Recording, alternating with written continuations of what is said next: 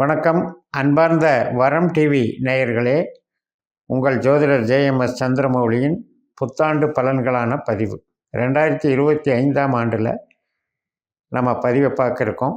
இப்போ என்னுடைய பதிவுகள் எல்லாமே நான் நட்சத்திர சூத்திர முறை என்று சொல்லக்கூடிய பாஸ்கரா அஸ்ட்ராலஜி சிஸ்டத்தை பயன்படுத்தி போடக்கூடிய பதிவுகளுக்கு நீங்கள் கொடுத்து வரக்கூடிய ஆதரவுக்கு ரொம்ப நன்றி. இதை தொடர்ந்து நாம் எல்லா விதத்திலையும் பயன்படுத்துவதனால நமக்கு இன்றைய காலகட்டத்திற்கு நவீன யுகத்திற்கு ஏற்ப நம்முடைய கேள்விகளுக்கான பதில்கள் நமக்கு தெளிவாக கிடைக்கின்றன. இந்த அன்றாடம் நாம் செய்யக்கூடிய காரியங்களில் இந்த ஜோதிடத்தை எப்படியெல்லாம் பயன்படுத்தலாங்கிற அளவுக்கு இது நமக்கு நல்ல ஒரு சிறப்பான ஒரு வாழ்க்கை நடைமுறையை கற்றுத்தருகிறது என்றே சொல்ல வேண்டும். இந்த பதிவில் நம்ம 2025ஆம் ஆண்டிற்கான பலனை பார்க்க இருக்கோம். இந்த பதிவில் மிதுன லக்னத்திற்கு 2025ஆம் ஆண்டு எப்படின்னு பார்க்குறோம்.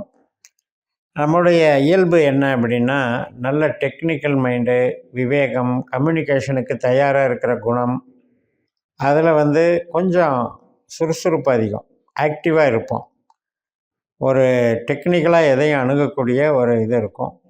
எந்த வித விஷயத்தையும் ஆழ்ந்து சிந்திப்போம். ஒரு தந்திரத்தை உபயோகப்படுத்துவோம். சில நேரத்தில் ரகசியமாக செய்யணும்னா ரகசியமாக செய்வோம். அதே நேரத்தில் நமக்கு பிரம்மாண்டமான திங்கிங் இருக்கும். அதாவது கம்யூனிகேஷன் ஸ்கில்லையே ரொம்ப பிரம்மாண்டம்னா, இப்போ நெட்வொர்க்கெல்லாம் எப்படி வேலை செய்யுது அந்த அளவுக்கு நமக்கு பறந்து விரிந்த அந்த ஒரு திங்கிங் இருக்கும். அதனால் என்ன பெனிஃபிட் அப்படின்னா, நமக்கு வேகமாக செயல்படக்கூடிய மனசு இருக்கும். எதையுமே ஆழ நோக்கிறது, அறிவார்ந்து சிந்திக்கிறது, அந்த அறிவை எப்படி வேகமாக பயன்படுத்துறதுங்கிற யுக்திகள் நமக்கு தெரியும். அதே போல் நம்மளுடைய நேர்மை, ஒரு சத்தியம், தர்மம், அது மாதிரி ஒரு பாலிசி, ஒரு நல்ல பெருந்தன்மை கொண்ட குணம், இதையெல்லாம் உள்ளடக்கி நம்ம பணிபுரிவோம். அப்படிப்பட்ட நமக்கு இந்த 2025 3 பயிற்சி இருக்குங்க. அதாவது குரு, சனி, ராகு, கேது, இந்த 3 பயிற்சிகளுமே நமக்கு எப்படி இருக்குது அப்படிங்கிறத ஒவ்வொன்றா பார்ப்போம். இப்போ நமக்கு 12ல் போயிட்டுருக்கிற குரு லக்னத்துக்கு வர்றார். மே மாதம் 14ஆம் தேதி நம்ம லக்னத்துக்கே வர்றார். அப்போ இது வரைக்கும் கொஞ்சம் செலவுகளை கொடுத்துட்டு இருந்தார். தொழில் சார்ந்த விஷயத்தில் தடைகளை கொடுத்துட்டு இருந்தார். அதே போல் நமக்கு பண வரவில் தட்டுப்பாடை கொடுத்துக்கிட்டு இருந்தார். வேலை வாய்ப்பில் கூட ஒரு சரியான வேலை வாய்ப்பு இல்லாமல் அப்பப்போ பிரேக் ஆகி பண்ணிகிட்டு இருந்தவங்க, இவங்களுக்கெல்லாம் இப்போ ஒரு ஆப்பர்ச்சுனிட்டி கொடுக்குறார். ஏன்னா ஒரு மாற்றி அமைக்கலாம், இந்த தொழில் சம்மந்தப்பட்ட இடைஞ்சல்கள்லேருந்து அடுத்த சிந்தனை நமக்கு அதை எப்படி சரி பண்ணலாங்கிறதுக்கு ஒரு ஆப்பர்ச்சுனிட்டி கிடைக்குது. அதனால் நமக்கு அந்த பணம் சார்ந்த விஷயத்தை சம்பாதிக்கிறதுக்கும், நம்மளுடைய வேலையில் நம்மளுடைய அங்கீகாரத்தை தக்க வச்சுக்கிறதுக்கும், அதே போல் நம்முடைய ஒரு வில் பவர், நம்மளுடைய கம்யூனிகேஷன் ஸ்கில்லு, இதையெல்லாம் டெவலப் பண்ணிக்கிறதுக்கும் ஒரு நல்லாயிருக்கும். வேலை பார்க்குறவங்களுக்கு இந்த குரு பயிற்சி ரொம்ப சூப்பராக வேலை செய்யும். அதாவது ஒரு இடத்துல நம்ம ஒரு மேனேஜ்மெண்ட் வேலை பார்க்குறோம், அந்த மாதிரி மார்க்கெட்டிங் ஸ்கில்லில் வேலை பார்க்குறோம், அவங்களுக்கு அந்த ஸ்தாபனத்துக்கு எந்த விதத்துலையாவது சப்போர்ட் பண்ணுறோம் அப்படிங்கிற விஷயத்துக்கெல்லாம் இது நல்லாயிருக்கும். அதே மாதிரி விரயங்கள் குறைஞ்சி இனிமேல் சம்பாதிக்கிற திறமை அதிகமாகும், பொருள் சேர்க்கை அதிகமாகும். அது இந்த மே 14லேருந்து அது அந்த இயர் ஃபுல்லாக நமக்கு கண்டினியூ ஆகும். இப்போ முதல்ல செவ்வாய் சாரத்தில் போகிற ராகு, செவ்வாய் பாரத்தில் போகிற குரு, சாரத்தில் போகிற குரு ராகு சாரத்தில் போகிறார். அப்போ ராகுவை போல் பலன் கொடுக்கும்போது ராகு பயிற்சி நம்மளுக்கு ஆகிடுது இல்லையா. அந்த ராகு கேது பயிற்சி மே 30ஆம் தேதி ஆகுது. அப்போ அதில் ஒரு பெனிஃபிட்ஸ்.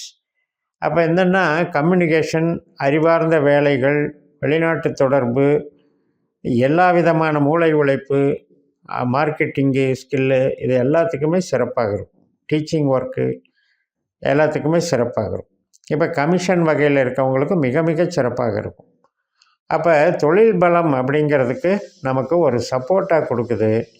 அதே நேரத்தில் சில பேர் மாற்றி அமைக்கணும்னு நினைப்பாங்க. ஒரு இடத்துலேருந்து இன்னொரு இடத்துக்கு, இன்னொரு கம்பெனிக்கு போகலாம், ஒரு ஊர்லேருந்து இன்னொரு ஊருக்கு போகலாம் அப்படிங்கிறதுக்கு, அந்த மாற்றத்தை ஏற்படுத்துறதுக்கு இந்த குரு பயிற்சியும் இந்த ராகு பயிற்சியும் நமக்கு சப்போர்ட் பண்ணுது.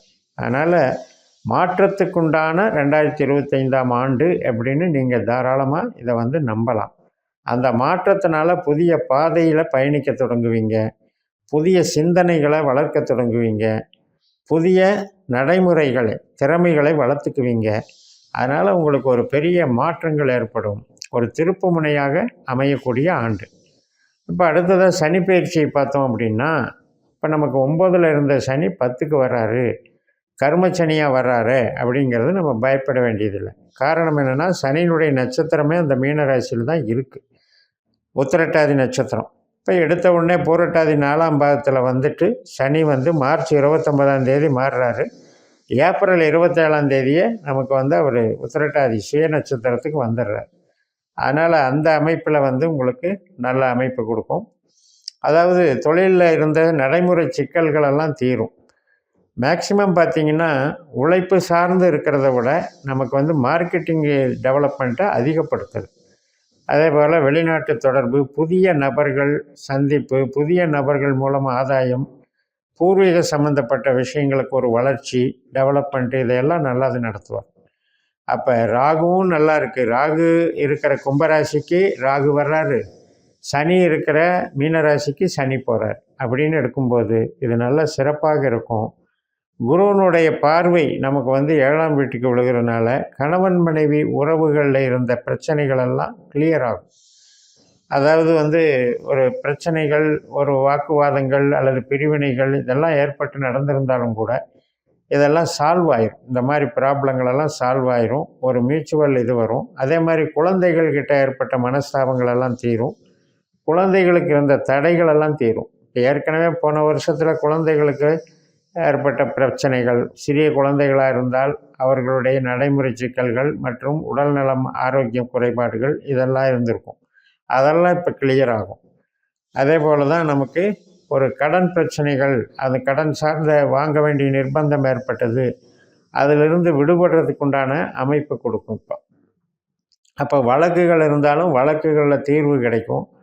அது மாதிரி கடன் பிரச்சனை இருந்தாலும் தீர்வு கிடைக்கும். நோய் இருந்தாலும் நோயிலிருந்து விடுதலை கிடைக்கும். அப்போ எப்படிப்பட்ட ஒரு நல்ல ஆண்டாக இந்த ஆண்டு அமைகிறது பாருங்கள். அந்த அமைப்பே நமக்கு வந்து அவ்வளவு சிறப்பாக இருக்குது. ஏன்னா நம்ம லக்னத்தில் தான் குருவனுடைய ஆற்றல் இருக்குது, புனர்பூசம்ங்கிறது. ராகுவனுடைய ஆற்றல் இருக்குது, திருவாதிரைங்கிறது. செவ்வாயினுடைய ஆற்றல் இருக்குது. அப்படிப்பட்ட ஆற்றல் பொருந்திய நமக எல்லா விதத்துலேயும் அட்ஜஸ்ட் பண்ணிட்டு போகக்கூடிய ஒரு திறமைசாலிகள். இடம் மாறி போனால் கூட அந்த இடத்துல சீக்கிரம் நம்மளை நாம் நிலைநிறுத்தி நம்மளுடைய தகுதியை வந்து வளர்ச்சி பெற செய்யக்கூடிய திறமை இருக்கிறவங்க. அதுலேயும் மெயினாக பார்த்திங்கன்னா இந்த ஐடி லைனில், கம்யூனிகேஷன் லைனில், கலைத்துறையில், அட்வர்டைஸ்மெண்டிங் துறையில் இதிலெல்லாம் இருக்கிறவங்களுக்கும் மார்க்கெட்டிங்கில் இருக்கிறவங்களுக்கும் மிகப்பெரிய நன்மைகள் காத்துக்கிட்டு இருக்கு. வளர்ச்சி வந்து சிறப்பாக இருக்கும். இப்போ கேதுவை எடுத்துக்கிட்டோம் அப்படின்னா ஒரு 3ஆம் இடத்துல மாறுறாரு. 4ல் இருந்த கேது கொஞ்சம் அம்மாவை சிரமப்படுத்துறது, இடம் சம்மந்தப்பட்ட பிரச்சனைகள், வீடு வாடகைக்கு இருந்தால் கூட அதில் சில பிரச்சனைகள், அல்லது வாகனம் வாங்கினோம் அதில் சில பிரச்சனைகள், இப்படி நமக்கு அந்த கடந்த கால கேதுவனுடைய ப்ராப்ளம் எல்லாம் இப்போ சால்வ் ஆகும். அதிலிருந்தெல்லாம் விடுதலை கிடைக்கும். ஏன்னா கேதுவனுடைய நட்சத்திரம் இருக்கிற சிம்மராசிக்கே கேது வர்றார். அதனால் அதிலிருந்தெல்லாம் நல்ல அமைப்புகள் கிடைக்கும். அதே மாதிரி ஒரு நம்பிக்கை கிடைக்கும், ஒரு உத்தரவாதம் கிடைக்கும், தன்னம்பிக்கை, உங்களுடைய தைரியம் வந்து பலப்படும். ஆனால் ஒரு சிலருக்கு இப்போ கேது திசையே நடக்குதுன்னு வைங்க, கேது திசை, கேது புத்தி இந்த மாதிரி வரும் பொழுது கொஞ்சம் நீங்கள் அந்த ஜனன ஜாதகத்தில் கேது கெட்ட கேதுவாக இருந்தால் கொஞ்சம் வந்து அது கெடுக்கவும் செய்யும். அதாவது மெசேஜ் பண்ணுறது, அடுத்த தொடர்புகள் பண்ணும் பொழுது அதில் ஏற்படக்கூடிய சிக்கல்கள், கம்யூனிகேஷன் எரர்னு சொல்லுவோம் இல்லையா, அந்த மாதிரி ஃபால்ட்டுகள், ஒரு இடம் மாற்றுறது, இடம் விற்கிறது, இதில் சின்ன சின்ன குளறுபடிகள், நமக்கு வந்து கொஞ்சம் குழப்பமாகிறது, ஒரு முடிவெடுக்க முடியாமல் குழப்பம் வர்றது, இதெல்லாம் அந்த கேது திசாபுத்தி நடக்கிறவங்களுக்கு அதை பார்த்துக்கணும். மற்றவர்கள் எல்லாருக்குமே நல்லா இருக்குது. இது எல்லாமே வந்து நம்ம ஜனன ஜாதகத்தில் திசாபுத்தி அந்தரத்தோடு பொருத்தி பார்க்க வேண்டிய முறைன்னு சொல்லி நிறைவு செய்கிறேன். இந்த சேனலை சப்ஸ்கிரைப் பண்ணி ஷேர் பண்ணுங்கள். உங்கள் தனிப்பட்ட